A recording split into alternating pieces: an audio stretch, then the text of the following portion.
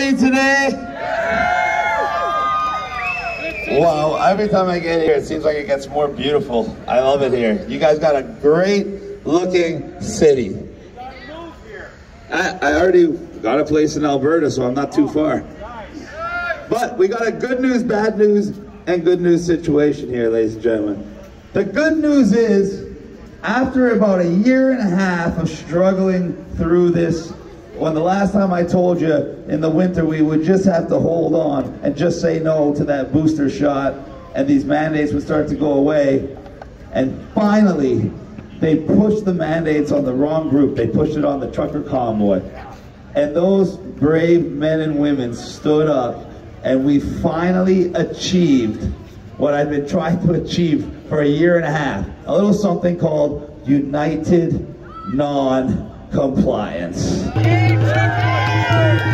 And not just here, but everywhere around the world. After I spoke in Ottawa, there were convoys launching in Australia, there were convoys launching in Israel, Brazil, the Netherlands, places all over the world that would have never even thought to do it if Canadians didn't set the example. So do a round of applause for these brave truckers. I know they're coming here in a couple of days. The truckers proved beyond any doubt, just like I've been saying all along, that United Non-Compliance is up to each and every one of us to work together and just say no. We can't rely on politicians. We can't rely on the police, as you can see. In fact, the truckers were the inspiration for these new special sweaters that I made, because it shows that we need to look out for each other. The brave men in society need to show people that they're ready to lead this fight. The brave women in society need to show that they're ready to stand up for their children from here on out. And the brave youth of society need to show what we are fighting for, which is their future. And that's what we got to keep fighting for, ladies and gentlemen, because even though we were somewhat successful, that was the good news. We got United Non-Compliance. Phase 2 really kicked off, taking action. We took action. Millions descended upon Ottawa, and millions were protesting around the country, to the point that you stopped hearing about COVID on the news, and all of a sudden you started hearing about Vladimir Putin. And it wasn't by accident. It's because they needed to try to let a little air out of the balloon. We were causing too much havoc for them. But we made headway. We forced them to relinquish a lot of the mandates. We forced them to relinquish the mask mandates. We forced them to relinquish the vaccine passports somewhat. But it's a false sense of victory. Now here's the bad news. They didn't do it because they genuinely are ready to end this. They didn't do it because they were genuinely felt like they had no choice. They did it because they knew it was the best way to make you lower your guard and lull you back into submission. And it worked. The numbers here are a lot smaller than they would have been if they didn't get rid of that mask mandate a few days ago. Everybody thinks it's all over. But it's not over, ladies and gentlemen. It's not over. They haven't changed course. They just changed directions on the way to the same goal. Now let me explain what I mean. At first, when this all started out, they wanted to look like the good guys.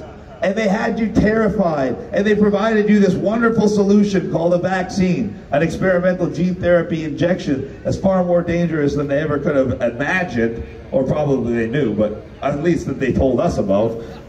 But when they gave you that solution, they used coercion to make you take it, because they knew people didn't really trust it. So here was a Krispy Kreme donut. Here's an ice cream for your kids. And when that didn't work enough, they had no choice but to change directions. And they went with brute force. And they showed their tyrannical true colors. And they mandated it across the board. And they called you racist, misogynist, and worse, terrorists, if you refuse to take an experimental injection proven to be very dangerous and in lots of cases deadly. You're a terrorist if you won't let us inject you with something that could kill you. Absolute insanity. And that came to a head with the trucker convoy and this massive worldwide movement to stand up against the tyranny. So once again, they were forced to change direction. They changed from coercion to brute force, and now they're using subterfuge. They lowered your guard by pretending to release the restrictions, and they distracted you with a fake war in the Ukraine. And look how effective it had been. Right before Vladimir Putin invaded the Ukraine. Don't be fooled! Don't be fooled. Because right before that, every single person in Canada and around the world knew the media was spouting lies, knew that Trudeau and Freeland were against the people. Hell, she just finished freezing bank accounts of Canadian citizens without any charges or due process or recourse, and arbitrarily closed down 39 trucking companies because they disagreed with the government's mandatory vaccination policy. And they were seen as tyrants and villains, as they should have been. And then all of a sudden, oh my God, Putin's invading Ukraine, we need to stand with Ukraine. And Chrystia Freeland is literally leading a march of tens of thousands of cheering Canadians like she's a hero of the country. Just a few hours later, and everybody's back supporting Trudeau and Biden, and already even talking about trying to send military aid to Ukraine, and our money, and our weapons, and eventually our people. For what? For what? For absolutely nothing. What has affected your life more in the last 2 years? Vladimir Putin and Ukraine? Or the Canadian government and their restrictions and their war on your family? Exactly my point. So do not let them distract you. That's part of the subterfuge. The other part we already talked about is this supposed lowering of restrictions. But make no mistake, they are just simply turning the boiler on simmer. They are not turning off the stove, ladies and gentlemen. If they relinquish the mask mandates and vaccine passports completely, in the fall, when they inevitably are going to bring them back, it would be almost impossible to convince Canadians that you need to put on a mask again. And it would be almost impossible to convince Canadians to take another jab. But when they tell you it's gone, except at places like the zoo, or over here, and throughout the summer while you're trying to enjoy your life and get back to normal, the entire time you're still seeing people with masks. You're still being served by people with masks. And then all of a sudden in the fall they're going to tell you, oh, we got a brand new vaccine. And it doesn't matter if you took 1 dose, 2 dose, 3 dose, or 4 or 5 of the other ones. This is a brand new one, and it doesn't matter about anything else. You can start fresh. And you're only going to need 1 a year. This one is so good, you're only going to need 1 a year. And that's going to be the excuse to bring back the mandates. It's going to be the excuse to bring back the vaccine passports. And the agenda just moves forward unabated. But it's even worse than that.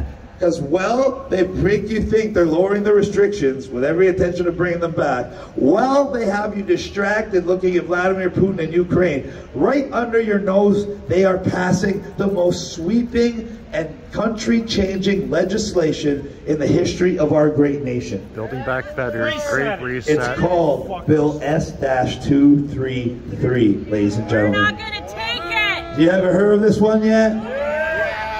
You guys have, thank goodness somebody has. It's not going to cheer me up. Ladies and gentlemen, Bill S-233 is literally the hallmark of communism. It's universal basic income. Now, if you don't understand what that means, everybody knows how CERB works. People that aren't working are getting a certain amount of money every month for a certain amount of months. Well, universal basic income is a certain amount of money for every single man and woman aged 17 and older, regardless of their situation, for the rest of their lives and forever to come, including the 400,000 to 500,000 new Canadians that they're importing every single year.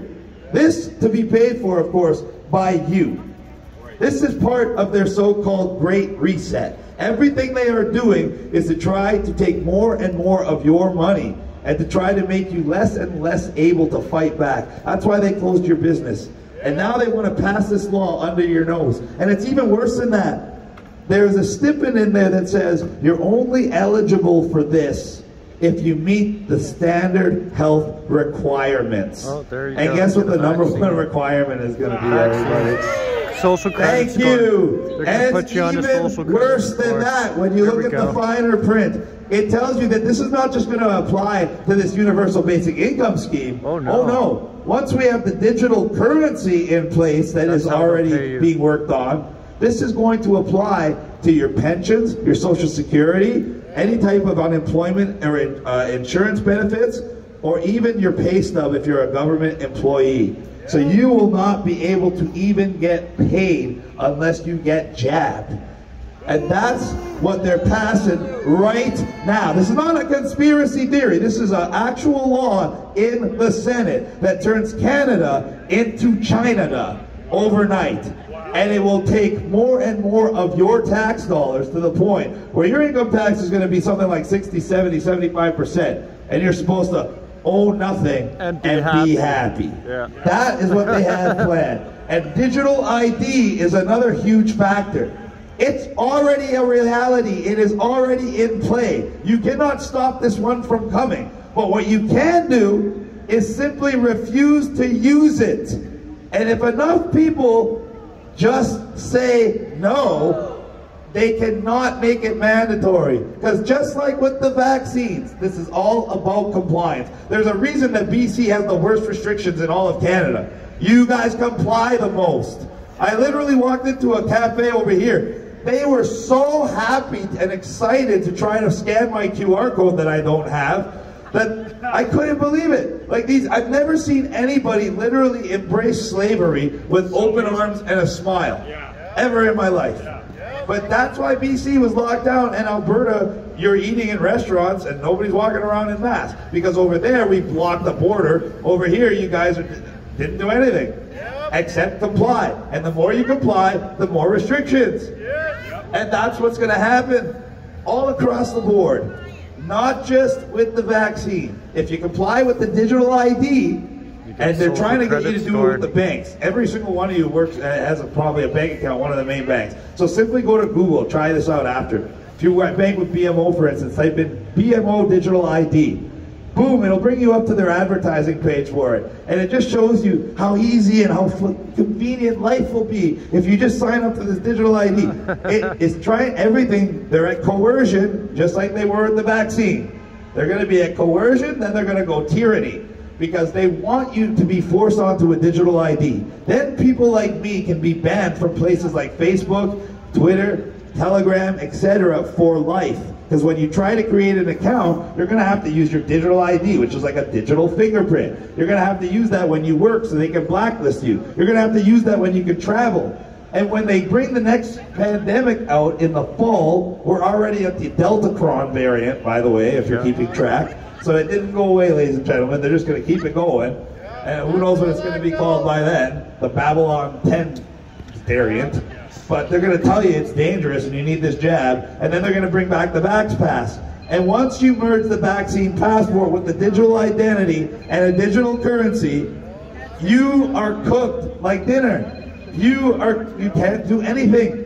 There's no more United non-compliance at that point, ladies and gentlemen. Because United non-compliance relies on the fact that right now, every single one of you in this crowd is an individual with a little bit of power.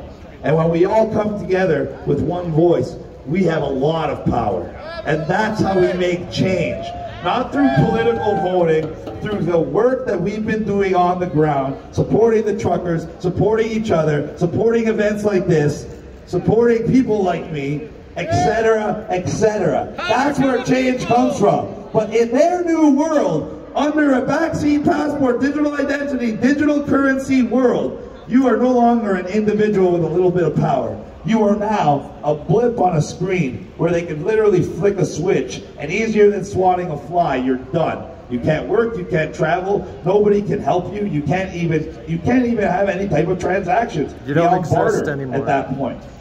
So how do we stop this? Simple. You do not use digital ID. You do not let them ban cash. You do not support their war in Ukraine. And you tell every single person about Bill S-233, because when they start talking about it and everybody starts talking about it, just like when everyone started talking about the trucker convoy, the news had to start talking about it. And as soon as the news has to actually acknowledge S-233, they're going to have to explain to 37 million Canadians that are currently, most of them working, why now a large portion of their monthly payments are going to be going towards paying for everybody else for the rest of their lives. And that's not Canada. Universal basic income has failed every single time it was tried. It was even tried in Canada under Kathleen Wynne. I can't remember where she tried it. It was somewhere in Ontario. And even on a very small scale, it quickly spiraled out of control and it didn't help anybody. And if you do it on a countrywide scale, it is a way of consolidating all the wealth and power from the people to the government. And if you haven't noticed, that's exactly what they've been doing the entire time. Absolutely. Here, here. Once again, that is why I made these, because we cannot rely on anybody but ourselves. You cannot wait for an election. I had already people asking me, oh, you think Kenny's going to get back in? You think this? Does it matter? Did any of the politicians help get rid of the restrictions? No. The Conservatives jumped on board after millions of Canadians stood up and already started marching towards Ottawa, just because they always need to feed you the idea that there's a political opposition. There was no political opposition for the past 2 years. The Conservatives, the Liberals, the NDP, they were all in lockstep. Everybody supported all types of mandates. Everybody supported gun bans. Everybody supported travel mandates. And if you haven't noticed, by the way, while we're all celebrating our newfound freedoms, we're still prisoners in our home country. Yes, you can't leave unless you're jabbed. That's right. You have to literally cross the border like a Central American refugee trying to sneak into the United States of America from Canada. We are literally landlocked by our own government. And if we let this go another year, the next step will be landlocking us within our own provinces. And then you won't be, and if you already know they landlocked you with different checkpoints within your own province. You guys were divided up into 3 zones. I know, because the day that I was coming to Vancouver to launch my book, I was arrested 2 days before that, and they had no choice but to let me out, and they thought they were going to stop me from getting here. But after 9 cars and a helicopter to fly over your newly instituted checkpoints, like I was playing Grand Theft Auto, but for real life, we launched the book. And to this day, it is now still the only book in the history of the world banned by Amazon. That's right, and you know why? Because it told you everything that was going to happen, and it's going to tell you everything that's going to happen. At this point, it should be required reading. And at this point, I already let the cat out of the bag, so I'm going to tell you everybody, because I wanted to dig in deep to Justin, because he deserves it. The only reason my book exists today is because Justin Trudeau's own half-brother, Mr. Kyle Kemper, contacted me via the back channels and hooked me up with the idea and the people that can make it happen. Nice. So we got to thank Justin Trudeau indirectly for my book.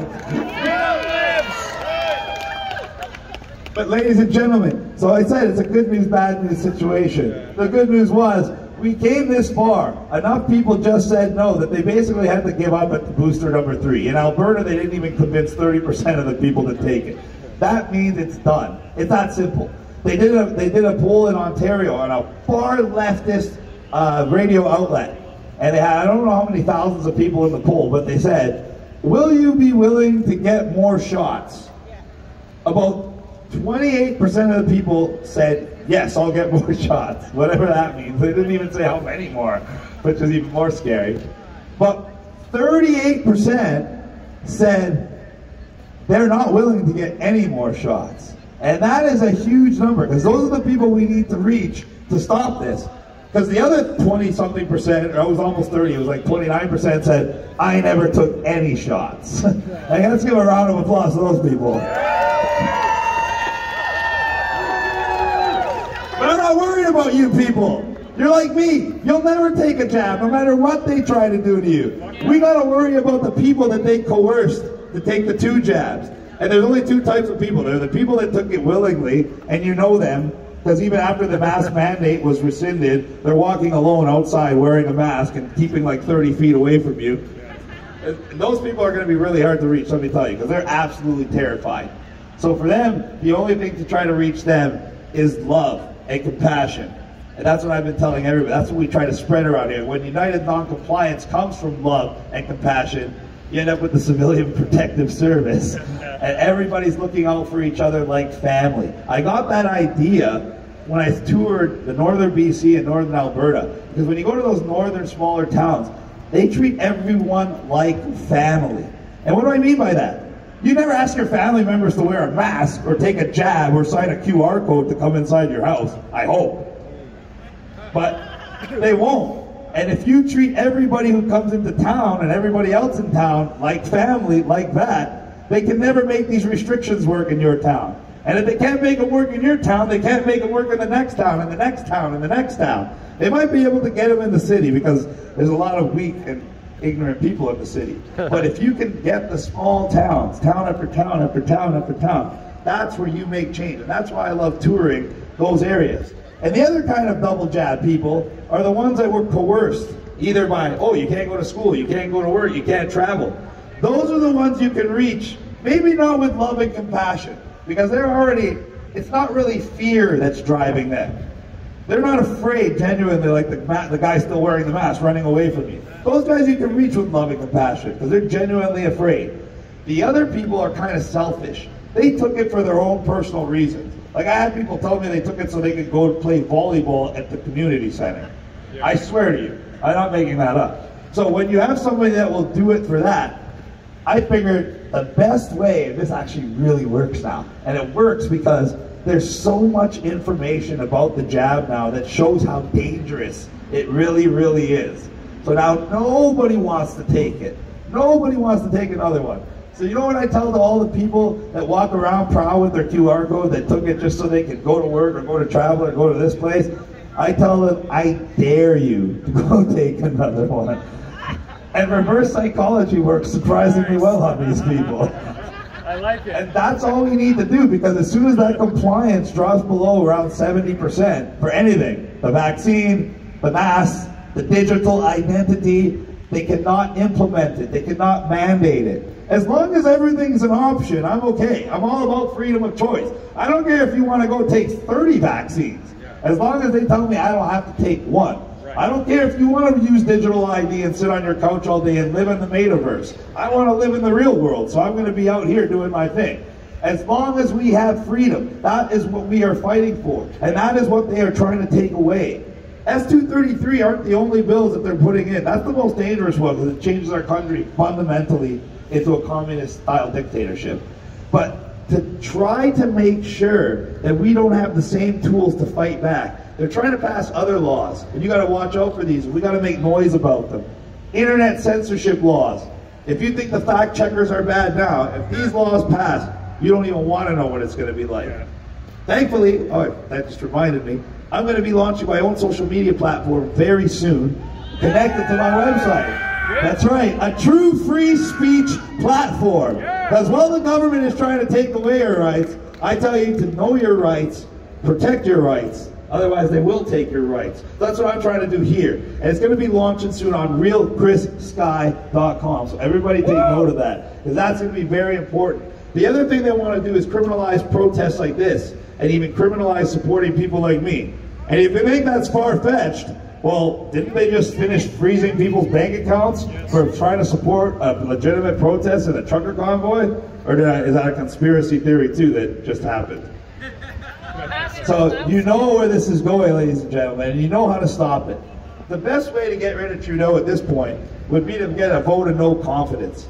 There's people against him in his own party. If you even got the Liberals on board, the Conservatives would be on board. If you could get somebody in power, a new person in power, they would be far more likely to submit to the demands of the people, because we need to move this from phase 2 of United Non-Compliance, taking action, and finish getting all of our freedoms back. And that means a relinquishing of all the federal mandates, and they can't come back ever.